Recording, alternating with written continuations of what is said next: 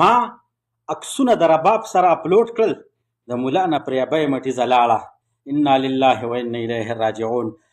ملګرو دله به زه اوس هم په شاعرۍ کې جواب ورکوم دې د ډم بچي له، خو تاسو به داسې کار وکړئ چې ګوته به پرې راټینګه کړئ چې د دغه مور ته هم ور ورسي چې والله چې د مولیانو سره هم ګوره ډېر پاخه شاعران شته دي چې اوس په چې دی ماپ کول یې نشته دی.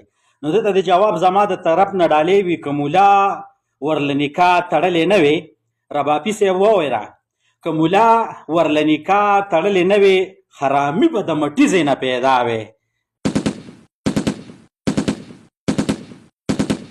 ډېر ښه. او بله خبره دا د دویم کړی دا ده چې د رباب سره مولا پسې غپېږي،